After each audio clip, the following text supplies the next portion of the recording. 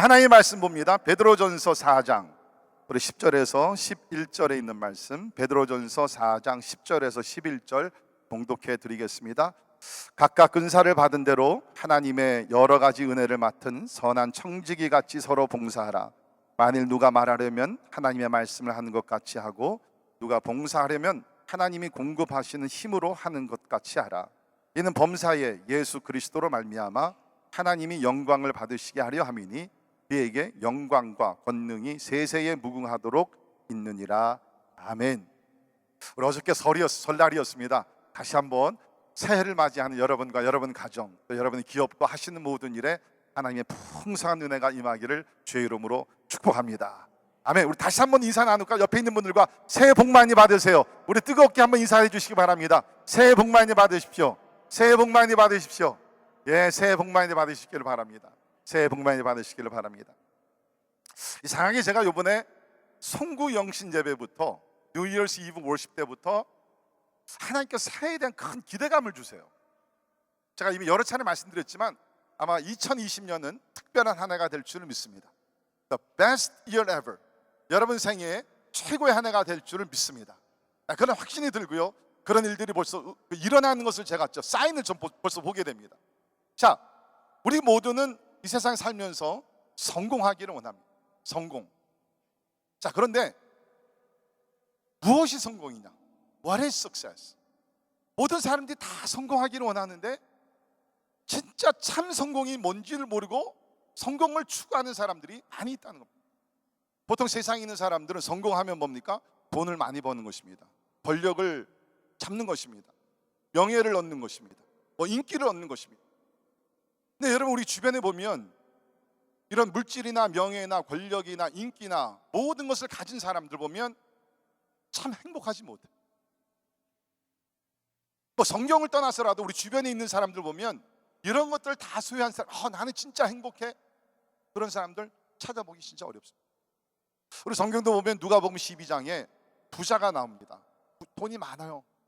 큰 창고를 만들어 놓고 평생 살 것을 쌓아두었습니다. 근데 이 사람의 문제는 뭐냐면 돈 자체, 창고 자체가 문제가 아니에요. 여기 성경을 보면 자기에 대해서는 부자였어요. 세상에 대해서는 부자였습니다. 그러나 하나님에 대해서는 부자가 아니다. 하나님에 대해서, 하나님을 위해 쌓아놓은 것이 아무것도 없다는 것입니다. 그래서 예수님은 이 사람을 향해서 뭐라고 그러십니까? You fool, 어리석은 자. 어리석은. 그러니까 세상에서 우리가 성공했다 할지라도 하나님 앞에서 우리가 성공하지 않으면 어리석은 자라는 거예요. 여러분, 우리 구약에 보면 이스라엘의 세 번째 왕이었던 솔로몬 아시죠? 솔로몬은요, 금은보화, 진짜 그때는 은도 귀하게 다 금으로 그냥 가득 찼습니다. 금은보화를 다 가졌어요. 명예를 다 가졌습니다. 지혜를 다 가졌습니다. 세상에 있는 쾌락을 다 누렸습니다. 여자도 엄청나게 많았죠. 아내, 부인 300명에다가 첩까지 700명 하면 1000명의 여인을 거두었어요. 자, 그러면 여러분 보십시오. 성경에 보면 솔로몬이 보이는 것, 자기가 원하는 것 다 가졌고 누릴 것 다 누렸다고 그랬습니다. 이게 얼마나 성공적인 삶입니까? 그런데도 불구하고 그의 인생의 정상에 at the climax of his life, 모든 것을 누리고 모든 것을 소유하고 모든 것을 경험한 후에 그가 고백한 것이 뭐예요? 전도서 1장 2절을 보면 이렇게 했습니다. 헛되고 헛되며 헛되고 헛되니 모든 것이 헛되도다. 짧은 한 절 속에서 헛되라는 단어가 5번씩이나 나온다. 그러니까 얼마나 헛되면은 솔로몬 왕이 그런 얘기를 했겠네. 그러니까 우리는 솔로몬이 누렸던 것을 누리지 못해요. 그러나 솔로몬은 이런 모든 것을 누리고 나서 경험을 하고 나서 경험자가 하는 얘기가 세상의 모든 것들은 헛돼. 오해하지 마세요. 이런 것들이 다 필요 없다는 것 아니에요. 아니요, 돈도 필요하고 명예도 때에 따라 필요하고 권력도 필요합니다. 그러나 이런 것들이 우리에게 궁극적인 인생의 의미나 목적을 주지 못한다는 것입니다. 사랑하는 성도 여러분, 여러분은 지금 대부분의 우리는 다 성공하기 위해서 열심히 노력하며 사는 사람들. 그런데 그 성공이 뭐냔 말이에요. 성공이. 자, 2020년 성공적인 삶을 살기를 주의 이름으로 축원합니다. 그런데 성공의 의미를 바로 깨달아야 됩니다. 자, 성경적으로 말씀드리면 성공적인 삶은 어떤 삶이냐면 하나님께서 주신 사명을 가지고 성실하게 사는 것이 성공적인 삶입니다. 기억하세요? 하나님께 주신 사명을 가지고 성실하게 그 사명을 이루며 사는 것이 성공적인 삶이라는 거예요. 비록 물질이 좀 부족하고 명예가 없고 권력이 없고 세상적으로는 좀 내가 좀 떨어진다 할지라도 하나님께서 나에게 주신 사명을 가지고 성실하게 충성을 다해서 살면 여러분은 성공적인 삶을 살고 계시다. 1800년대에 영국에서 태어나서 신학과 수학을 전공하고 역사가로 참으로 명성을 떨쳤던 타머스 카울라이라는 분이 이런 얘기를 했습니다. 자신의 사명을 발견하고 무슨 일을 하면서 살아야 하는지 깨달은 사람은 복 있는 사람이다. 그에게 다른 어떤 복도 필요하지 않다. 누가 행복한 사람이냐? 나의 사명이 무엇인지를 알고 그 사명을 이루며 사는 사람이 진짜 행복한, 이런 사람에게는 또 다른 복이 필요가 없다는 것입니다. 저는 우리의 모든 성도들이 하루를 산다 할지라도 하나님이 주시는 사명을 가지고 충성을 다하며 사는 예수 그리스도의 제자들이 되기를 주의 이름으로 축원합니다.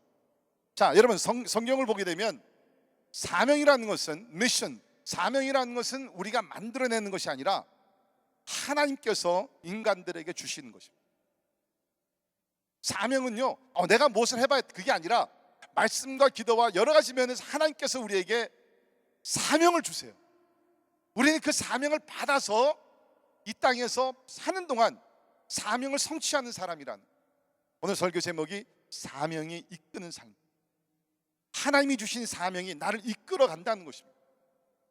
여러분은 여러분의 사명을 아십니까? Do you know your mission for your life? 이 땅에 왜 존재하는지 여러분 그 사명을 아십니까? 성경에 보면 사명에 대한 구절들이 많이 나옵니다. 자, 예를 들면 우리 마태복음 5장 13절 14절에 너희는 세상의 소금이니 소금이 만일 그 맛을 잃으면 무엇으로 짜게 하리요? 후에는 아무 쓸데없어 다만 밖에 버려져 사람에게 밟힐 뿐이니라. 너희는 세상의 빛이라 산 위에 있는 동네가 숨겨지지 못할 것이요. 여러분, 하나님은 우리를 세상에서 구원하신 뿐만 아니라 우리를 세상의 소금과 빛으로 만들어 주심을 믿습니다. 우리 사명이에요. 사회가 지금 세상이 썩어져 가고 있습니다. 어두워져 가고 있습니다. 하나님께서는 여러분과 저를 세상의 사명자로 그곳에 심어 주셨다는 것이에요. 여러분이 가시는 모든 곳에는 어둠이 사라지고 구원의 영광의 빛이 비춰야 될 줄은 믿습니다. 여러분이 계시기 때문에 썩어지는 사회가 보존이 되고 건강하게 되게 될 줄 믿습니다. 여러분, 내일 아침에 직장에 사업터에 회사에 또 캠퍼스로 나가실 때 그냥 가지 마세요. 사명자로 가시기 바랍니다. 어둠을 물리치시고 구원의 빛, 영광의 빛, 소망의 빛을 밝히시면서 하나님이 주시는 사명을 여러분이 계시기 때문에 썩어져 가는 것들 다시 한번 살아나는 하나님의 역사가 일어나기를 주의 이름으로 축원합니다. 이게 우리의 사명이라는 것이에요. 이게 우리 사명이라는 것입니다. 뿐만 아니라 우리 마태복음 28장 19절부터 20절에 보게 되면 너희는 가서 모든 민족을 제자를 삼으라고 얘기하고 있습니다. 우리의 사명이라는 것입니다. 이 사명을 받아서 이번 금요일 날 박성준 집사님과 제가 먼 곳에 인도네시아로 가게 됩니다. 우리 또 3월 달에는 그 IT로 가게 됩니다. 네, 위험합니다. 힘들고 어렵고 오집니다. 그러나 사명을 주셨기 때문에 사명을 감당하기 위해서 진짜 목숨을 붙지 않고 우리는 주님 앞에 바치면서 나가게 된다. 사명이 이끄는 삶, 사명이 이끄는 삶. 에베소서 2장 10절 같이 한 목소리를 읽겠습니다. 시작. 우리는 그가 만드신 바라 그리스도 예수 안에서 선한 일을 위하여 지으심을 받은 자니 이 일은 하나님이 전에 예비하사 우리로 그 가운데서 행하게 하려 하심이니라. 아멘. 여러분이 에베소 2장 8절 9절에 나십니다. 우리가 구원받은 것이 그 은혜로 인하여 믿음으로 말미암아 구원을 받았다. 우리의 착한 선행이 아니라고 했습니다. 그러므로 아무도 자랑하지 못할 것이니라. 바로 에베소 2장 8절 9절에서 구원의 교리를 말씀하시고 나서 바로 10절에서 주시는 말씀이 바로 이것입니다. 그것이 뭡니까? 하나님께서 우리를 만드셨다. 창조뿐만 아니라 예수 그리스도 안에서 재창조하셨다는 것, 구원시키셨다는 것입니다. 무엇을 위하여? 그리스도 안에서 선한 일을 위하여. 선한 일로 구원받는 것 아닙니다. 그러나 구원받은 사람들은 선한 일을 위해서 우리를 불러주셨다는 것입니다. 분명히 우리 깨달을 수 있기를 바랍니다. 하나님께서 우리를 구원하신 것은 이 땅에서 선한 일, 다시 말해서 미션, 사명을 감당하기 위해서 우리를 구원해 주셨다는 거죠. 베드로전서 2장 9절, 너희는 택하신 족속이요 왕같은 제사장들이요 거룩한 나라여 그의 소유가 된 백성이니, 이는 목적이 무엇이냐? 왜 하나님께서 우리를 택하셨느냐? 이는 너희를 어두운 데서 불러내어 그의 기이한 빛에 들어가게 하신 이의 아름다운 덕을 선포하게 하려 하십니다. 여러분, 우리에게 사명이 있어요. 그 사명이 뭡니까? 세상에 나아가서 하나님을 자랑하는 겁니다. 하나님의 거룩하심을, 하나님의 온유하심을, 하나님의 자비와 긍휼을 하나님께서 우리를 통해서 이것을 자랑하시기를 원하신다. 그래서 성경은 하나님, 우리를 어떤 사람이라고 합니까? 우리가 그리스도의 편지다, 하나님 나라의 대사라는 것이에요. 사람들은 하나님을 못 봅니다. 볼 수도 없습니다. 성경도 읽지 않습니다. 그러나 세상 사람들은 여러분과 저를 봅니다. 성경은 읽지 않지만 저들은 우리를 읽습니다. 하나님 우리를 통해서 하나님의 영광을 드러내기를 원하신다는, 우리 모두가 세상으로 부르심을 받은 우리 선교사요 사명자인 줄 믿습니다. 여러분, 이러한 구절들은 목사들이나 선교사들에게만 주신 것 절대로 아닙니다. 이 사명의 구절들은 우리 모두에게 다 적용이 되는 말씀이라는 거예요. 우리가 다 택하신 족속이요 왕같은 제사장으로서 세상에 나가서 빛을 밝히는 세상의 빛과 소금으로서 하나님께서 우리를 불러주셨다는 거예요. 자, 보통 우리는 사명을 생각하면 사명을 받아서 신학교에 들어가서 목사가 되는 것, 선교사가 되는 걸 생각합니다. 네, 그것도 사명 중에 하나입니다. 네, 여러분, 사명은 그것이 아니에요. 사명은 뭐냐면 하나님께서 우리에게 사명을 주셔서 하나님과 이웃을 사랑하며 섬기는 것이 사명인 줄을 믿습니다. 그러니까 목사, 선교사가 되지 않더라도 어떤 사명을 받아서 우리가 하나님을 섬기고 이웃을 사랑하며 섬길 때 우리는 사명자의 삶을 산다는 거예요. 사명은 봉사입니다. 사명은 사역입니다. 봉사와 사역은 뭡니까? 나를 위한 것이 아니에요. 나는 봉사합니다. 나는 희생을 합니다. 그러므로 인해서 하나님이 영광을 받으시고 옆에 있는 이웃이, 가난한 이웃이, 못한 사람이, 나의 도움을 필요한 사람이 혜택을 얻는 것이라는 거예요. 이게 사명이라는 거예요. 여러분, 오늘날의 사람들이, 제가 금요일도 말씀드렸지만 너무 이기적인 삶을 살아요. Everything is about me. 내가 이것을 하게 되면 어떤 이익이 오지? 우리 교회도 그런 것 같아요. 내가 이 모임에 참석하면 어떤 이익이 나에게 올까? 이익이 없으면 내가 가지도 않아요. 여러분, 그건 너무 이기적인 것입니다. 그런데 세상에 하나님을 모르는 사람들이 사는 생활 방식이고, 하나님을 아는 사람들은 하나님께서 아들 독생자 예수 그리스도를 희생하시면서 우리에게 주셨듯이, 예수님은 자신의 생명을 희생하시면서 우리를 구원해 주셨듯이, 이제 예수님을 따라가는, 예수님을 닮아가는 제자들이라 그러면 이제부터 나를 위한 삶이 아니라 하나님을 위한 삶이요 이웃을 위한 삶이 되어야 될 줄을 믿습니다. 저는 기도합니다. 여러분을 통해서 여러분의 이웃이 도움을 받고 혜택을 얻고 복음을 듣고 진짜 주님 앞으로 더 가까이 오게 되고 가정이 회복되고 나라와 민족이 회복되는 아름다운 역사가 일어나기를 주의 이름으로 축원합니다. 여러분, 그런 삶을 살면요 삶의 만족이 있습니다. 진짜 만족이 있어요. 나가서 이웃을 위해서 봉사하며 섬기고 사랑하고 희생하고 돌아오면요, 그날 밤에 잠을 잘 때는 Oh boy, it was a great day. It was well worth it. 진짜 오늘 멋진 하루였다. 가치 있는 삶을 살았다. 그러면서 우리는 하나님께 영광을 돌릴 뿐만 아니라 우리 자신에게도 만족감이 오게 됩니다. 여러분, 어떤 삶을 살기를 원하세요? 여러분과 여러분의 자신만 위해 살다가 솔로몬과 같이 또 다른 사람과 같이 참 헛된 인생을 살았다, 그렇게 살겠습니까? 아니면 진짜 예수님과 같이, 사도 바울과 같이 또 훌륭한 우리 주변에 인물들이 많이 있습니다. 진짜 하나님과 이웃을 위해서 사명자의 삶을 살아 여러분의 인생이 진짜 복되고 가치 있고 의미 있는 삶이 되기를 주님의 이름으로 축원합니다. 자, 우리가 이런 사명자의 삶을 살 때 기억해야 될 것 몇 가지가 있습니다. 첫 번째, 우리는 하나님이 주신 열정을 가지고 섬겨야 합니다. 하나님이 주신 열정을 가지고 섬겨야 한다는 거예요. 우리 각자에게는요 다 마음에 열정, 아니면 다 쉽게 좀 풀이하면 소원이 있습니다. 근데 제가 오늘 말씀드리는 열정은 나를 위한 열정이 아니라 하나님을 위하고 다른 사람을 위한 그 열정이라는 거예요. 제가 24살에 이제 전도사가 돼가지고서 한 8년 동안 우리 청소년들을 섬겼어요. 아마 제 목회에서 가장 행복했던 때가 저는 그 8년의 청소년 사역이었던 것 같아요. 지금은 행복하지 않냐? 지금도 좀 행복하지만 지금은 힘들면서 행복합니다. 근데 그때는요 진짜 막 너무너무 좋았어요. 애들이 그냥 막 말씀을 전하면 스폰지같이 그냥 빨아들이고 막 눈물 흘며 회개하고 막 거듭나고 막 변화받고 막 그런 역사가 막 일어나는 거예요. 막 보면서 너무너무 감사한 거예요.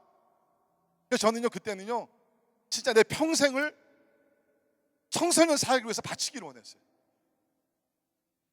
하나님께서 주신 그 열정이 있어요. 지금도 사실은 열정은 있습니다. 청소년들에 대한 열정. 아이들이 그 열정을 안 받아줘서 그렇지 그 열정은 아직도 있어요. 하나님께서 주신 우리 열정이 있어요. 다 다릅니다.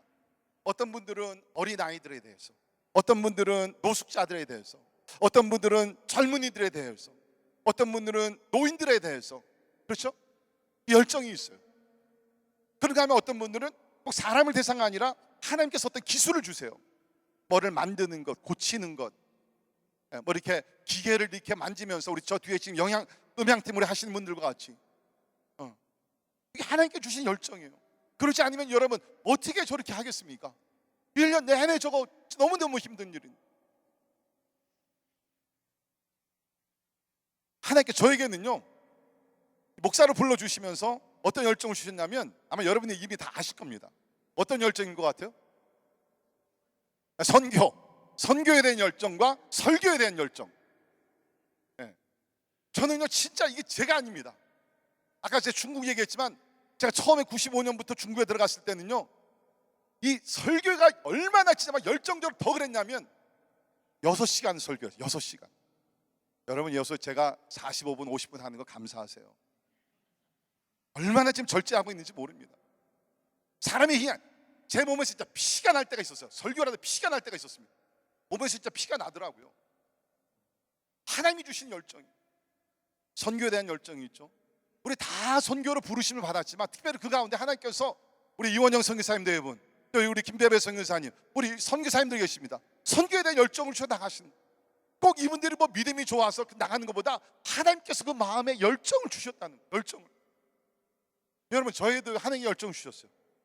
제가요 신체적으로 보면요 여러분 저는요 선교 나갈 체질이 아닙니다. 참멀미하죠. 목 디스크 있죠. 허리 디스크 있죠. 사다리에서 떨어져 구부러졌죠. 요새는 발바닥이 또 아파가지고 걷는 게 힘들죠. 골반도 요새는 좀 약해졌죠. 성한 데가 없어요. 진짜 성한 데가 없어요 여러분. 그런데도 선교지에 나간다고 생각하면요 제가 막 흥분이 되는, 다음 주 금요일 날 이제 인도네시아 갔는데 벌써부터 막 밤에 막 흥분이 돼가지고서 막 잠이 잘 안 온 그 인도네시아 그 영혼들, 미전도 종족들 만나가지고 복음을 전하고 훈련시키고 같이 기도하고 떡을 먹으며 하나님께 안에서 교제를 나누고. 여러분 이게 인간의 생각일까요? 저는 그렇게 보지 않습니다. 여러분 곽 집사님과 제가 이번에 가지만 진짜 이번에 가는 길이 험하고 멉니다. 말 그대로 산을 넘고 강을 넘어서 가야 되는 곳이에요. 왜 가요? 하나님이 주신 열정이 있습니다. 우리 하나님을 섬길 때 그 마음에 주신 열정을 따라 섬겨야 돼요. 다 다릅니다. 제가 아는 목사님이 계신데요 이 목사님은 교회 행정에 대한 열정이 있어요. 저는 행정은요 진짜 제가 할 수 없이 하는 것이 교회 행정입니다. 저는 그냥 맨날 나가서 전도만 하고 선교하고 예배하고 찬양하면 너무너무 좋겠어요. 근데 이 목사님은요 어느 정도 열정이 있냐면 주일날 사역이 다 끝나면 피곤하지 않습니까? 오후 뭐 3, 4시쯤에 이제 뭐 당회를 한다든지 재직회를 한다든지 회의가 있잖아요. 근데 이 목사님은요 회의를 시작하면 막 힘이 안 되는 거예요. 저는요 회의를 하면 회의만 느낍니다. 다 달라요. 여러분 하나님께서 여러분에게 주신 열정이 있어요. 열정이 있어요. 열정을 가지고 섬기세요. 그걸 무시하지 마세요. 하나님이 주신 마음의 소원이라는 것입니다. 우리 빌립보서 2장 13절 같이 한번 읽겠습니다. 빌립보서 2장 13절 시작. 너희 안에서 행하신 이는 하나님이시니 자기의 기쁘신 뜻을 위하여 너희에게 소원을 두고 행하게 하시다니 아멘. 우리 하나님은 우리 마음에 소원을 주신다. 이게 다른 말로 얘기하면 열정이라. 열정. 여러분들 가운데 목사님 나는 드라마에 대한 뜨거운 열정이 있어요. 여러분 그건 열정이 아니에요. 그냥 그거는 취미생활로 하세요. 열정은 하나님과 이웃을 믿는 열정. 두 번째, 우리는 사명자의 삶을 살면서 은사를 받은 대로 섬겨야 합니다. 은사를 받은 대로 섬겨야 합니다. 오늘 본문 말씀 10절을 보시면 각각 은사를 받은 대로 서로 봉사하라. 그렇죠? 각각 은사를 받은 대로. 받은 은사가 뭡니까? 다 다르다는 것입니다. 자, 그런데 여러분 우리가 은사에 대해서 몇 가지 알아야 되죠. 첫째는 모든 은사는 하나님께서 은혜로 주신 것입니다. 은혜로 주셨다는 거예요. 여러분 우리가 보통 은혜라는 단어가 헬라어로 보면 카리스라는 단어입니다. 카리스. 근데 보통 이제 뭐 이렇게 좀 재능이 있고 능력이 있고 리더십이 있는 사람들 뭐라고 얘기하죠? 저 사람 뭐가 있다 그래요? 카리스마가 있다 그러잖아요. 그렇죠? 카리스마. 사람들이 저를 보면 목사님 카리스마 있어 참 좋습니다. 그런 얘기 종종 합니다. 뭐 교만하다고 저를 보지 마시고요. 저는 그냥 솔직해요. 사람들이 그러면 그렇다는 거예요. 그냥. 제가 그렇다는 게 아니라 카리스마타가 뭐냐면 헬라어로 은사를 얘기할 때 카리스마타 그 근원이 어디예요? 은혜라는 것입니다. 여러분이 음악의 은사를 받으셨습니까? 여러분께서 가르침의 은사가 있습니까? 뭐 섬김의 은사가 있습니까? 어떤 은사를 할지라도 분명한 것은 그것이 은혜 속에서 여러분에게 주어진 것입니다. 여러분이 태어날 때부터 뭐 좋은 부모를 만나서 그게 아니에요. 하나님의 은혜 가운데서 우리를 구원을 받았듯이 하나님의 은혜 가운데서 여러분께서 은사를 주신 줄 믿습니다. 진짜 은사요. 하나님 은혜 가운데 주신 것입니다. 그리고 오늘 이지혜 집사님 우리 키보드로 항상 섬겨주십니다. 하나님께서 주신 은사요. 얼마나 감사합니까? 키보드의 반주를 통해서 우리가 하나님께 영광을 돌립니다. 이게 은사란 은혜가. 그렇기 때문에 우리는요 절대로 은사를 자랑할 수가 없다는 것입니다. 왜? 내가 잘나가지고서 내가 뭐 해가지고서 갖게 되는 그런 능력이며 자랑하지만 하나님이 주신 거고 하나님이 주신 거 자랑할 수가 없다는 거예요. 그러니까 여러분 가끔 이제 우리 교회에서 뭐 이렇게 찬양 순서라든지 하게 되면 이렇게 감동이 되고 은혜가 되면 사람들이 박수를 칩니다. 여러분 우리가 박수를 치는 이유는 그 은사를 주신 하나님께 영광의 박수를 돌리는 거예요. 믿으십니까? 절대로 그 사람을 높이는 건 아닙니다. 하나님을 찬양하기 위해서 우리가 박수를 우리가 드리는 겁니다. 왜? 모든 은사는 하나님께서 은혜 가운데 주셨기 때문에. 그 다음에 우리가 기억해야 될 것은 받은 은사가 모두 다르다는 것입니다. 다르다는 거죠. 각각 은사를 받은 대로. 다 목사겠느냐? 다 교사겠느냐? 아니라는 것이죠. 각자 은사가 다 다르다는 것입니다. 그런데 다 필요한 은사라는 거예요. 사도 바울은 이러한 은사론을 얘기하면서 고린도전서 12장을 보게 되면 이 몸의 지체를 비유로 얘기했어요. 우리 몸이 있죠. 머리가 있습니다. 가슴이 있고 팔이 있고 발이 있고 손가락이 있고 발가락이 있고 다 있습니다. 우리 온몸에 있는 여러 지체들이 있는데 필요 없는 지체가 있을까요? 애기 손가락 필요 없을까요? 발가락 하나 없어도 될까요? 절대로 아닙니다. 모든 지체들은 모든 파트는 반드시 있어야 됩니다. 마찬가지로 하나님께서 교회 우리 모든 성도들에게 주신 은사들은 다 중요하다. 보통 이제 뭐 교회 오셔서 사역팀에 들어가시고 그러다가 목사님 나는 뭐 할 줄 아는 게 별로 없습니다. 그냥 뭐 나는 부엌에 가서 뭐 일을 하겠습니다. 그러면서 부엌에서 봉사하는 것이 별로 그렇게 소중하지 않은 것 같은. 여러분 아니에요.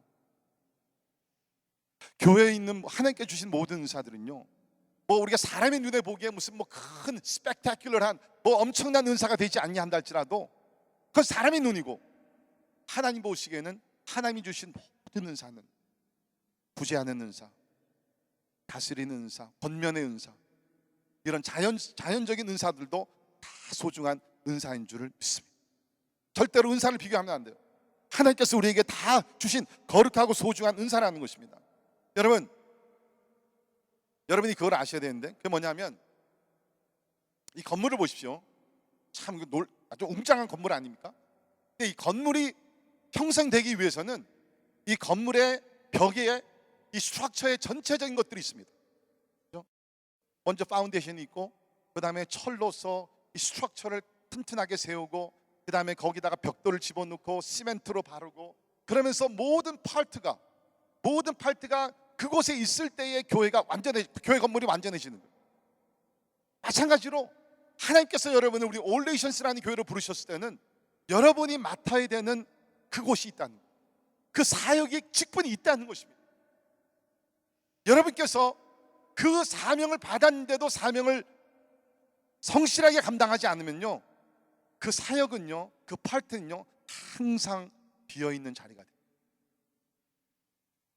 이게 중요한 거예요.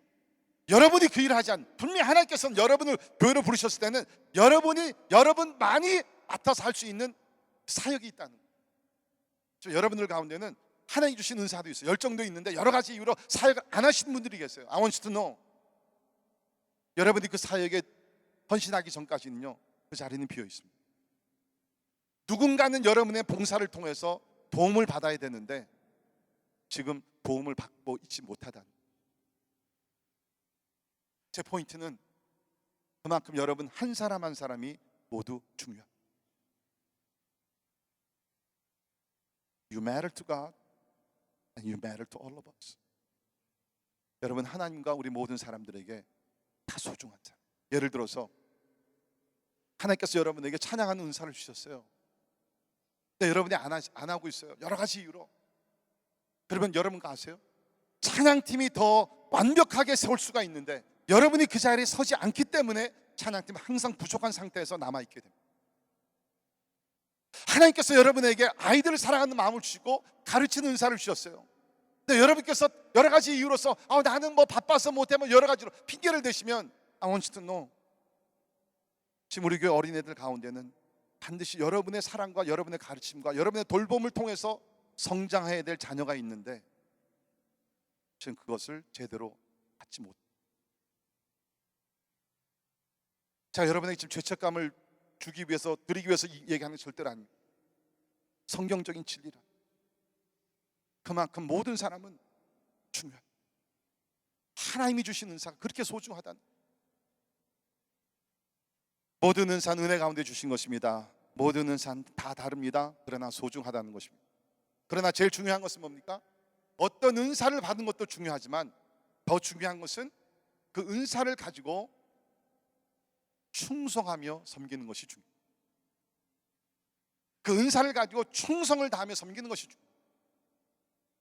제가 가끔 보게 되면 제 마음속에 좀 안타까움이 있어요. 제 솔직한 고백입니다.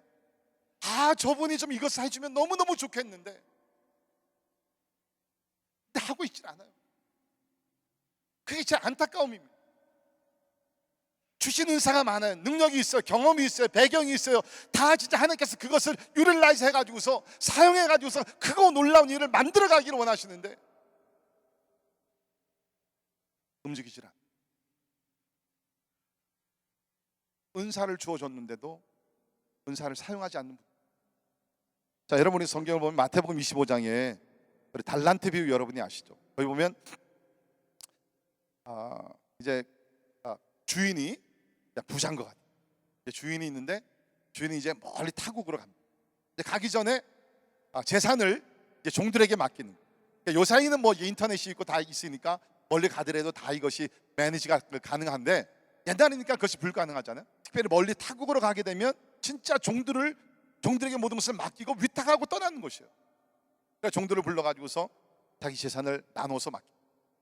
한 사람에게는 5달란트, 한 사람에게는 2달란트, 한 사람에게는 1달란트. 근데 여러분 거기 나오는 달란트라는 유닛이 이게 큰 돈이에요. 1달란트는 6천 데나리온. 그러니까 그 당시에 노동자가 나가서 하루 일하면 1 데나리온을 받았다고 그래요. 그러니까 6천 데나리온이니까 6천 날을 일을 해야 되니까 여러분 이거 한 20년 걸려야지 모을 수 있는 돈이니까 큰 돈이잖아요. 어떤 사람에게는 5달란트니까 100년 일해서 모을 수 있는 그런 엄청난 돈. 한 사람에겐 2달란트, 1달란트. 자, 그런데 여러분 보십시오. 주인의 것을 받습니다. 그런데 5달란트 받은 사람과 2달란트 받은 사람은 즉시 immediately 받는 순간 나가서 열심히 일을 합니다. 그래서 주인이 돌아왔을 때 결산을 하게 되죠. 5달란트 받은 사람은 5달란트를 남깁니다. 2달란트 받았던 사람도 똑같이 나가서 즉시 일을 해서 성실하게 일을 합니다. 2달란트를 남깁니다. 엄청난 이익을 남긴 것이죠. 그런데 거기 보게 되면 주인이 와서 결산을 할 때 똑같은 범위에서 똑같은 차원에서 칭찬을 합니다. 잘하였도다. well done. 착하고 충성된 종아. 그리고 잔치로 초대를. 우리 생각에는 5달란트를 남겼을 때 더 큰 이익을 남겼을 때 더 칭찬을 해야 되는데 그렇진 않아요. 5달란트를 남긴 사람이나 2달란트 남긴 사람이나 똑같이 잘하였도다 착하고 충성된 종아. 그러면서 주인의 잔치에 초대를 받습니다. 그러니까 포인트는 뭐냐면 우리가 어떤 큰 얼마나 많은 은사를 받았는 것이 중요한 것이 아니라 얼마나 그것을 가지고 열심히 충성을 다하여 성실하게 일을 했느냐가 중요하다는 것이에요. 근데 반대로 어떻게 됐어요? 1달란트 받은 사람은 다른 두 종들과 다르게 그것을 가지고 땅에 숨겨둡니다. 왜 그래요? 주인에 대한 부정적인 생각이에요. 우리 주인은 엄격하고 무서운 사람이에요. 괜히 내가 이거 잘못 사용했다가 돈을 잃어버리게 되면 나는 아마 감옥에 들어갈지 모르겠어. 우리 주인은 논리에도 맞지 않는 사람이야. 여러 가지 핑계를 대면서 땅에 숨겨뒀다가 주인이 왔을 때 그것을 그대로 가지고 나가서 주인께 돌려드립니다. 주인이 뭐라 그래요? 야, 이 게으른 종아, 네가 진짜 자신이 없었다 그러면 적어도 이것을 가져서 돈을 빌려줘 가지고서 이자라도 가지고 와야 되지 않겠느냐. 그러면서 1달란트의 종이 가졌던 1달란트를 뺏어서 5달란트와 2달란트 받은 종에게 나눠줍니다. 이것은 뭡니까? 하나님께서 여러분과 저에게 이 세상 사는 동안에 달란트 은사를 주셨다는 거예요. 언젠가는 그 결산을 받을 날이 온다는 것입니다. 여러분, 저는 이것을 굉장히 중요하게 여깁니다. 지금 우리 교회의 어떤 사역팀이 잘 되고 못 되고 그 차원이 아니에요. 거기 나오는 주인은 예수님입니다. 하늘로 가셨다가 반드시 주님 재림하실 줄 믿습니다. 예수님 오시게 되면 우리가 주님 앞에 서서 결산하는 그날이 온다는 것이죠. 평가를 받는 그날이 오습니다. 평가의 기준이 뭡니까? 하나님께서 여러분과 저에게 주신 은사를 가지고 얼마나 성실히 충성을 다하며 섬겼느냐, 그것을 주님께서는 따지실 것이라는 거예요. 혹시 여러분들 가운데 하나님이 주시는 열정과 은사가 있어요. 그런데도 여러 가지 이유로 지금 거기 나오는 1달란트 종과 같이 게으를 수도 있고 하나님에 대한 오해를 가질 수도 있고 비교를 하면서 열등의식을 가질 수도 있고 여러 가지 이유로서 섬기지 않고 계신 분들은, 여러분, 때가 늦기 전에 하나님이 주신 이 기회, 2020년이라는 새해를 출발을 기점으로 해서 여러분이 사역에 뛰어들고 사역으로 하나님께 영광 돌리시기를 주의 이름으로 축원합니다. 중요한 거.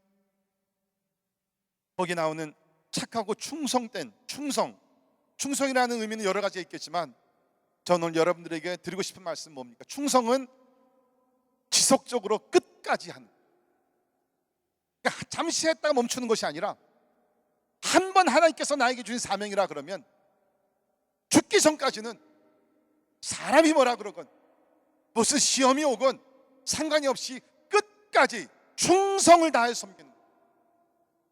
저는 우리 교회에 이런 충성된 종들이 있는 것에 너무너무 감사를 드립니다. 지금 이 시간에도 우리 어린아이들 가르치는 교사들 가운데는 여러분 10년 넘게 가르치는 교사들, 여러분 이거 보통 일이 아니에요. 1년을 가르치는 것도 힘든데 10년을 넘게 꾸준하게 우리 아이들을 가르치는 교사들이 있어요. 우리 찬양팀에서 10년 넘게 지금 찬양 봉사하시는 분이 계세요. 우리 전소영 집사님 지금 십몇 년 동안 찬양팀에서 지금 봉사하고 있어요. 얼마나 감사해요. 시작이 중요한 것이 아니라 내가 얼마나 꾸준하게 이것을 진짜 하나님께서 주신 나의 사명으로 깨닫고서 충성을 다하며 섬깁니다.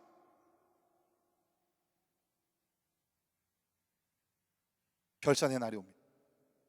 하나님은 절대로 우리를 다른 사람과 비교해서 우리를 상주시거나 우리를 책망하지 않습니다. 나 하나를 보시면서 나에게 주신 은사를 생각합니다. 하나님은 나에게 상급도 주시고 책망도 하십니다. 저는 우리 교회 성도들이 하나님이 주신 나의 열정이 무엇인지를 알고, 하나님이 주신 나의 은사가 무엇인지를 알고 끝까지 충성하는 예수 그리스도의 신실한 종들이 되기를 주의 이름으로 축원합니다. 마지막으로 우리가 알아야 될 것은 하나님의 영광을 위해 섬겨야 합니다. 하나님의 영광을 위해. 오늘 본문 11절을 보십시오. 만일 누가 말하려면 하나님의 말씀을 하는 것 같이, 누가 봉사하려면 하나님이 공급하시는 힘으로 하는 것 같이.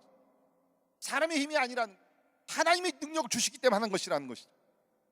이는 목적이 있습니다. 왜 그런가? 왜 이런 생각을 하는 것이 중요한가? 범사에 예수 그리스도로 말미암아 하나님이 영광을 받으시게 하려 합니다. 우리 사명의 궁극적인 목적은 나의 영광이 아닙니다. 나의 인정이 아닙니다. 하나님께 영광이 되는 줄 믿습니다. For the glory of God. 하나님의 영. 여러분과 저는 하나님의 영광을 위해서 하나님의 형상을 따라 창조됨을 믿습니다. 우리는 예수 그리스도의 영광을 위해서 십자가의 보혈로 구원받은 줄 믿습니다. 우리가 하는 모든 것은 뭡니까? 하나님의 영광이에요. 사람의 영광이 아닙니다. 하나님의 영광입니다. 우리가 열정을 가지고 은사를 가지고 섬기고 모든 것을 할 때 궁극적으로 뭡니까? 하나님의 영광. 오직 하나님의 영광이 있습니다. 그러면 우리가 이 땅에서 하나님의 영광을 바라보며 살 때에 절대로 주님께서는 그것을 무시하지 아니하시고 반드시 마지막 날 우리에게 상급을 주실 줄을 믿습니다. 내가 죽도록 충성하라.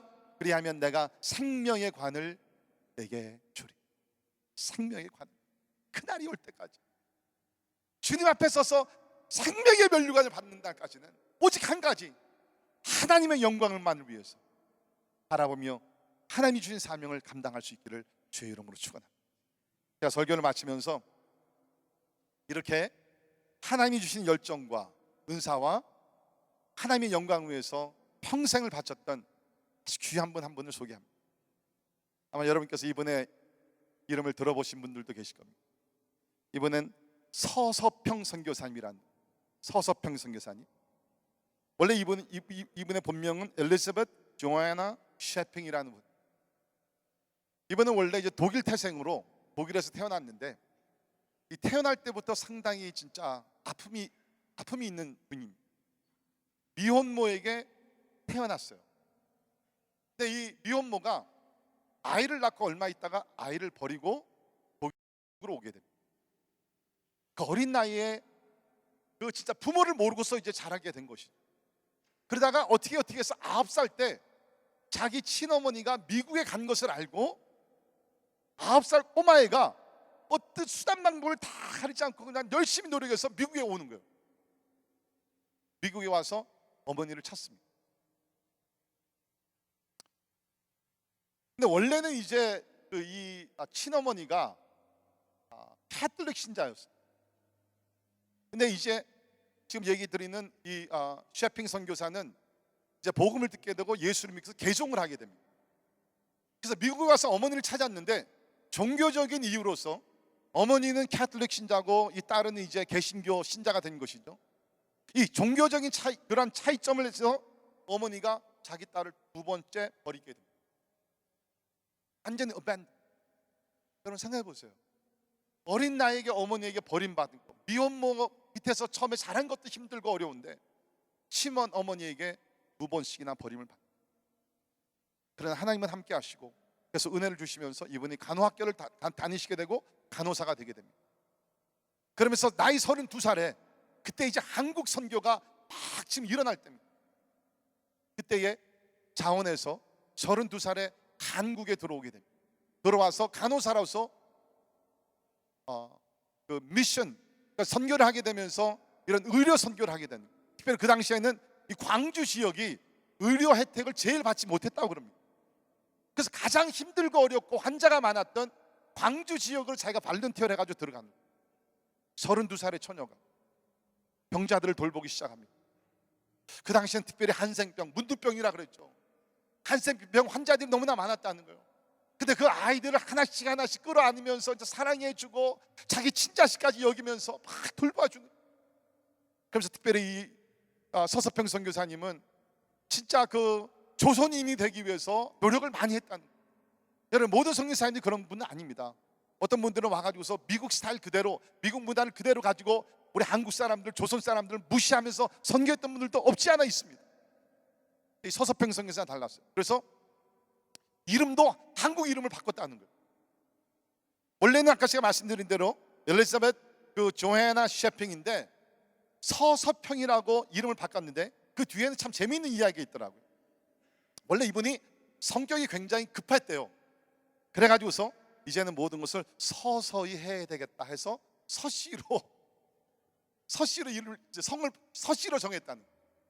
근데 그리고 나서 더 강조하는 뜻에서 이름의 첫 자를 천천히 할 서자로 또 정했다는 겁니다. 서. 그리고 이분이 자기 자신이 성격이 너무 모났대요. 그래서 좀 이제는 뭔가 이 모난 성격을 고치면서 좀 평평하게 살아야 되겠다 해가지고서 평자를 붙여서 서서평이라고 이름을 줬다는 거예요. 너무 재밌지 않습니까? 그런데 이분은 특별히 미혼녀들, 또 미혼녀 안에서 나온 자녀들을 사랑해요. 자기가 그런 아픔이 있고 상처가 있으니까. 그 당시에 이분이 한국에 왔을 때는 여자들이 이름이 없는 여인들도 많았다고 합니다. 뭐 여러분 우리 다 알잖아요. 뭐 개똥이 엄마 뭐 이렇게 하면서 그 여인들에게 이름을 지어주고 한글을 깨우쳐주고 그러면서 스스로 독립할 수 있는 삶을 살 수 있도록 도와주면서 참 22년 동안 평생을 사셨어요.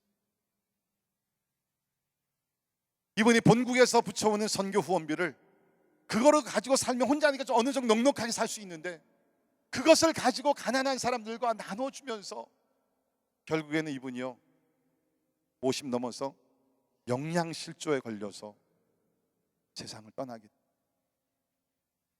이분이 돌아가셨을 때 가지고 있던 것이라는 것은 거기 그 기록을 보게 되면 담요 반쪽은 나눠서 가난한 사람에게 나눠줬고 담요도 반쪽밖에 없었고요. 그 다음에 동전 7전 그리고 강냉이 2흡뿐이었다고 합니다.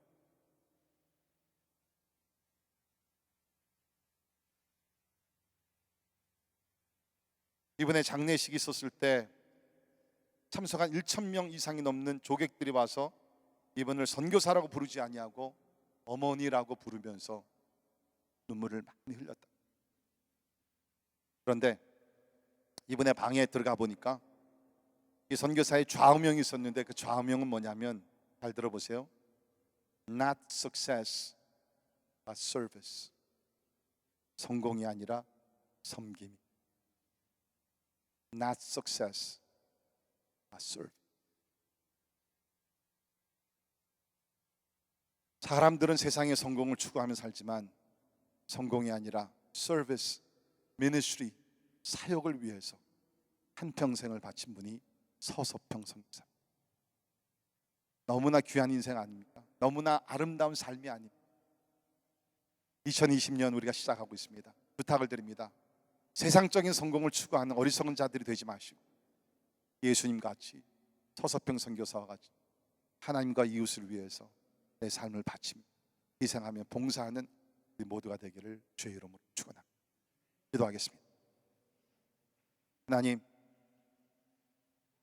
예수를 믿으며 우리가 다른 방법으로 살아가게 하여 주옵소서. 하나님을 모르는 사람들은 세상 성공밖에는 볼 것이 없습니다. 그러나 우리는 세상의 성공을 뛰어넘어서 하나님이 주시는 사명을 가지고 살아야 되는 것을 믿습니다. 주님, 그 사명을 위해서 남달리 우리 각 사람들에게 열정을 주셨습니다. 또한 그 열정을 이룰 수 있는 그 능력, 은사를 주셨습니다.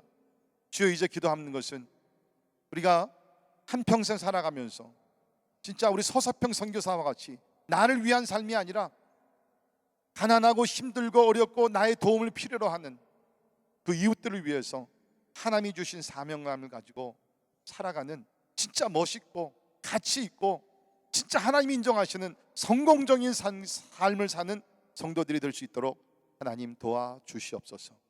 예수님 이름으로 간절히 기도하옵나이다. 우리 다 일어나셔서